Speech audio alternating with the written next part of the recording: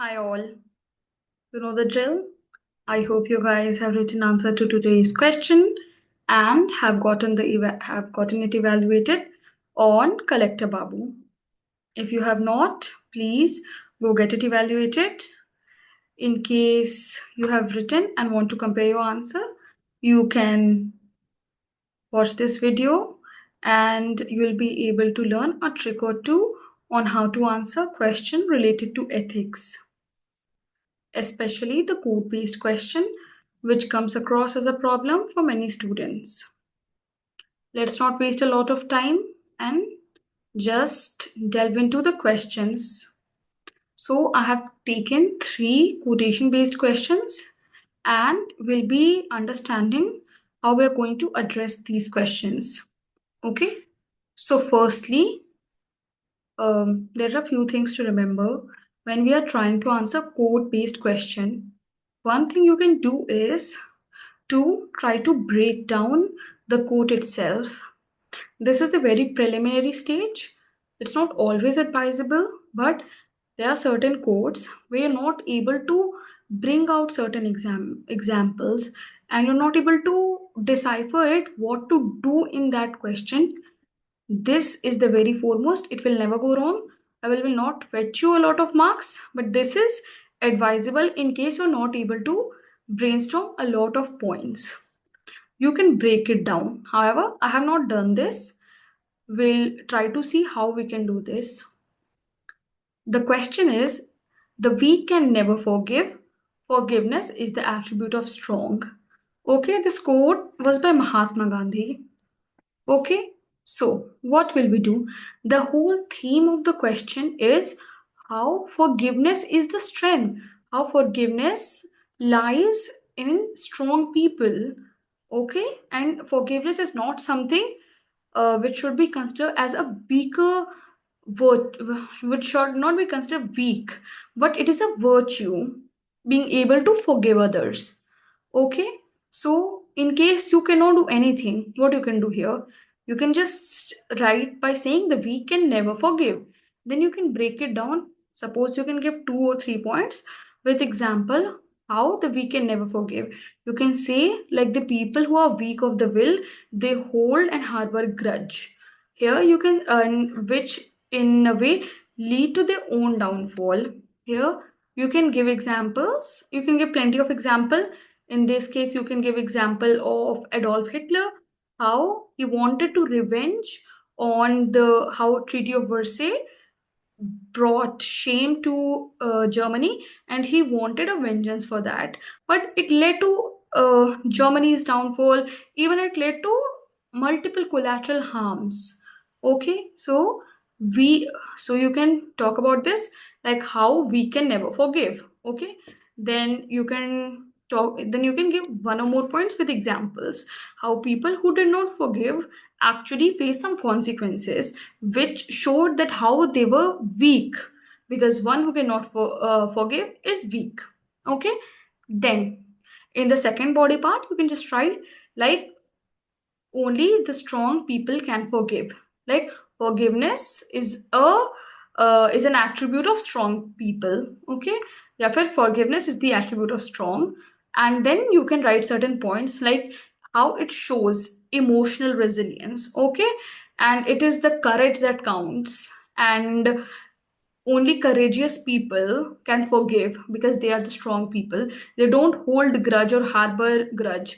And then you can give certain example like how in life, in public administration life, when people become civil servant and all, they should not think of seeking vengeance because somebody wronged them in their past. Okay, rather they should move on and work for everybody's benefit and hold the post for which they're accountable.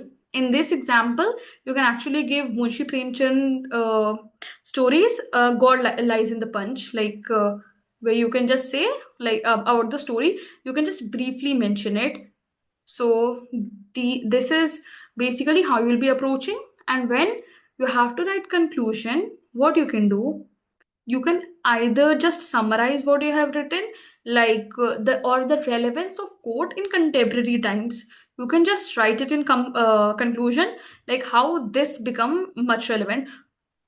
In case of international relation, you can give this example, or even in case of national affairs, you can give this example. This is equal to culture. They did, so we have to do.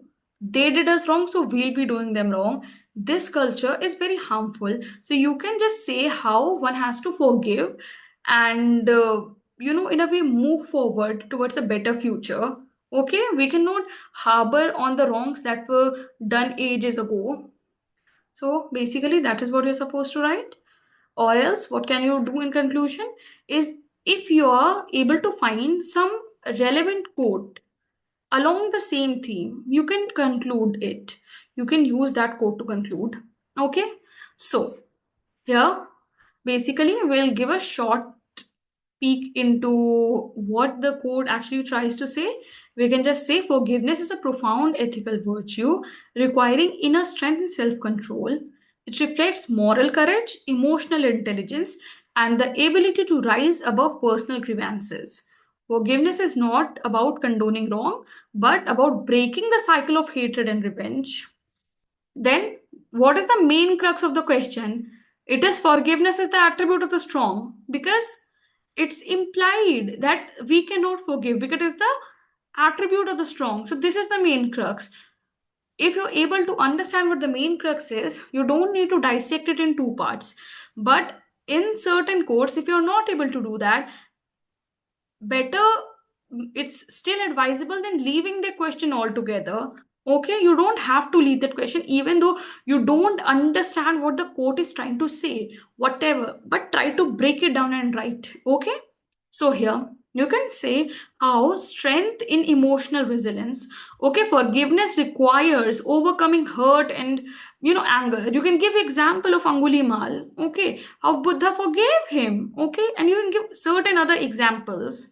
So, Nelson Mandela, ethical courage, like the courage of letting go of grudges, is about prioritizing the larger good. Then you can give about example how this idea, this theme resonates with the spiritual wisdom and the religious wisdom that is actually taught in Buddhism, in Christianity, even in all religion. It is taught to forgive your those who wronged you.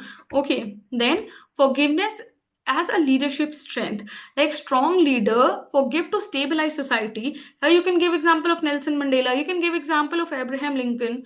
Okay, and then as usual in the end you can just say about the relevance of forgiveness in public administration, because you need to learn to cooperate. Okay, by restorative practices, for example, Truth and Reconciliation Commission. You cannot hold and harbor the grudge. Then you'll conclude. Here I have given the other form of conclusion, which is by using any other quote which is along the same line. So here you can just say Martin Luther King Jr. aptly said, "We must develop and maintain the capacity to forgive. He who is devoid of the power to forgive is devoid of the power to love." The theme is same about forgiveness, and by using this quote, you can just end the question. Okay, end your answer. Now, the second quote is, "I count him braver who overcomes his desires than him who overcomes his enemies." Again, it is very easy to break it down in two parts. Okay, taken up. Brave are those who overcome their desire. Second, those who overcome the enemy are not as brave. Okay, you can just divide it in two parts. But again, you will very easily be able to understand the crux of the question, like having control on your desires. That is the crux of the question. You have to understand how, even like along the same line, you'll have quote by Epictetus, like to make me happy, do not add unto my riches but take away from my desires. Okay, or the quote along the same line. So it is having a limited desire that will be beneficial. So it's easier to achieve victory over your enemy, but it's very difficult to achieve victory over your own desires. And here desires can mean a lot of things. If we are here to use that spiritual religious angle, you can talk about Christianity, how it talks about the sins. You can talk about Gandhiji's seven sins. Okay, like in Christianity about gluttony, sloth. Okay, you can just talk about those. How, what are those? Those are a result of desire. Even in Buddhism, in Jainism, okay, all the religion teaches us that. So in most of the question, code-based question, you can give one religious angle, compare, encompassing how all major religions, you can give one or two example, teaches us whatever the quote intends to, you know, uh, talk about. So here you can just say that true bravery lies in conquering one's inner desires and emotion rather than external foes. Mastery over oneself demands self-discipline, patience, okay, resilience, making it the highest form of courage. See, what else could we have done here? See, this is about Aristotle. Okay, what is this about? It is about courage. It is about bravery. So you could have talking about Aristotle's four virtue while while not exactly talking about it, but when making a diagram, you could have just made a diamond kind of figure, and then along the four edges, four corners, you could have just put this four of the Aristotle virtues, and then you can just correlate it how it is related to overcoming your own desires. Okay, the or you can just talk about golden mean, even that is related to overcoming one-sided desire. So in this case, if there are some famous philosophers which we know and we can talk about them and their works, you can try to include a few of their relevant thoughts in the answer itself, but try to mold it. Do not explicitly write it like Aristotle said, this is the virtue, this is no. Try to mold it as per the context of the question. Okay? So, what will we do here? So, we can just, in the body part, we can make certain sections and we can just say, like, and one section, just even though it is not asked, you can just write it. Okay? Relevance in public administration, even if it's any code, you can find that it will be relevant in public administration and in the life of a civil servant. Okay? So, overcoming desire is the true strength, because what are we talking about? Bravery, right? Those who overcome the desire, it is about strength. You can talk about Buddha, okay? Like Buddha was the one, he renounced his home, okay? And parinirvana, and then what else? You can talk about philosophical perspective, okay, exactly, Aristotle's ethics, virtue lies in moderation, self-control is essential. See, we have to include the relevant values which whoever is, whoever gave that quote, and if you know about them, they talked about. Okay, so we'll talk about Bhagavad Gita. Okay, one thing which I told, try to include religious angle, try to include a public administration angle, and if there's Bhagavad Gita, Ramayan, Quran, Confucianism, anything which you find it to be relevant to the quote, please use it, because you will not find any right or wrong answer in the quote, but how you try to answer it will fetch you good marks. Same is the case with case studies, and as I had given the timetable, I guess, that from next session of ethics, we'll be going with case studies only. For the next 5 sessions, I guess, we'll be doing case studies. And I guess that would be enough to understand how to answer those case study. And for case study part, I'll only take 2 case studies. Okay, right now we are taking 3 questions, but they will take 2 case studies to thoroughly understand how we are going to answer. Hopefully that's clear. Then we can give historical examples about Mahatma Gandhi. He demonstrated his bravery. He renounced all the material desires and everything, lived on khadi, a very poverty-induced life. So, practicing celibacy, fasting for justice, etc. Emperor Ashoka, you can talk about mastered, even though in the Kalanga War, he mastered his ambition, but he embraced non-violence, right? Because that is what true strength is all about. In the first quote, we understood that it is about forgiveness. In the second quote, we understood that it is about mastering your own desires, okay, so that we're not led astray into the path, in the wrong path, basically. Like, what happens basically, not having control over your desire result in a lot of ills in society. You can relate it in this way also, from corruption to killing others, okay, or to rape, etc. Not having control over your desires, not knowing what is right from wrong, Okay, all this, or well, it's a multi-layered thing. We cannot simply reduce it to such points, but still having that understanding and control over your own self, that is the beginning of ethics. Okay, then you can exactly as we talk about, we can just say about Taoism, because Taoism talks about living in moderation. Okay, a very madhyam marg kind of life. So moderating all your desires and all. We can just talk about Lao Tzu. Again, he is a very famous philosopher. While writing even ethics answer or essay answer, your essay, you can quote him plenty. Okay, he who conquers other is strong. He who conquers himself is mighty. Okay, which is a very relevant quote in this regard, which actually says the same thing. So, what else? Falsehood takes place of truth when it results in unblemished common good. Tirukural. Simple. What is this quote trying to say? This quote is trying to say that at some point of time, falsehood is acceptable. You can actually say lie, or you can hide your truth, whatever it is, if it results in common good, if it results in everybody's benefit, and not wrong kind of benefit, but public good. Okay, you can give plenty of examples here, like in the case of how government hide certain data.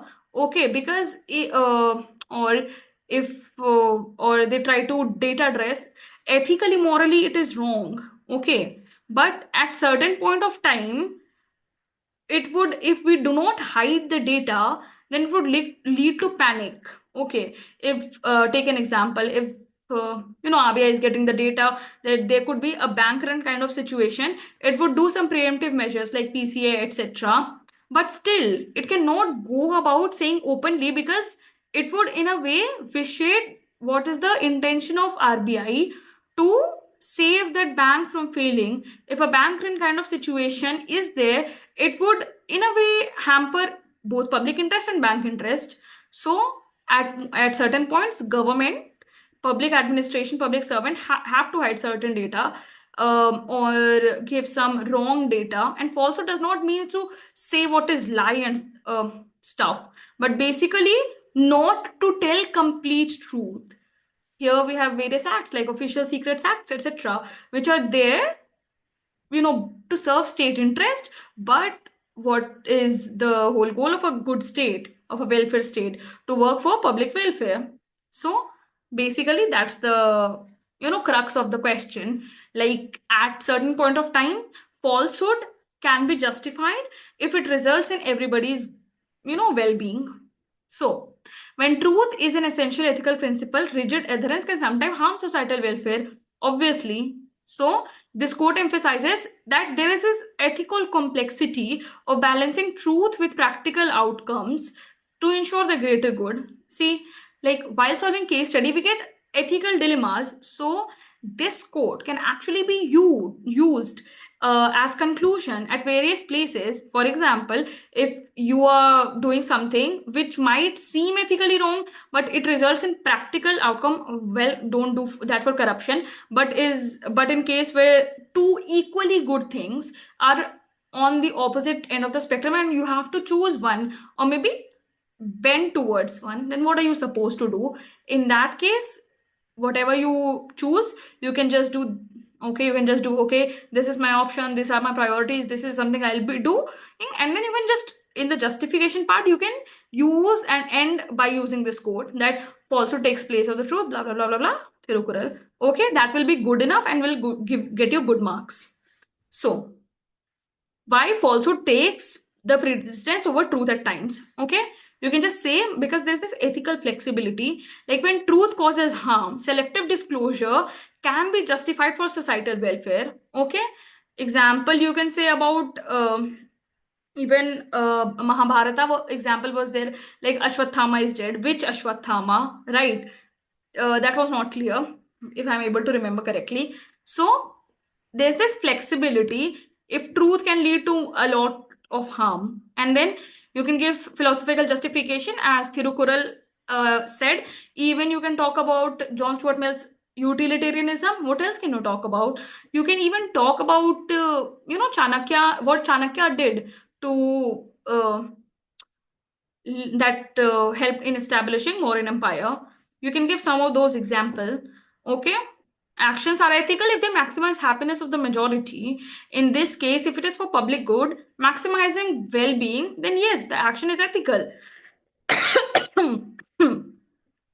So, historical examples you can give. How about Abraham Lincoln manipulated truth during Civil War to preserve union, prioritizing unity over transparency. Same public administration came same, and then you can give in World War. There were some allied forces used misinformation to defeat Axis power, but they saved the life of millions. So even there's this Abraham Lincoln quote, like in governance sphere, nothing is completely right or completely wrong. There's always this shades of gray you have to understand and navigate through. Things are sometimes good, sometimes bad, a little good, a little bad, but you have to make your decision in way that you maximize public well-being and happiness. Well, the quote was much better than this, but still, that was the crux. So how can you conclude? You can just conclude by saying that balancing truth with common goods demand wisdom and ethical intent. So intent is necessary. You can just go about saying crazy truth, but if your intent is malicious, then your action is not ethical. You have to understand that. As Chanakya stated, a person should not speak truth which causes harm. Untruth that brings benefit is superior. Hopefully, you have understood how we are going to approach with this question. Okay, with such questions. And this was our last question for ethics on section A. From next session onwards, we'll be doing case studies. And I hope you guys write good case studies because it will fetch you good marks. And whatever will be studying in the case study part, I'll be giving you, I hope some good points. So take care, bye bye, and keep writing.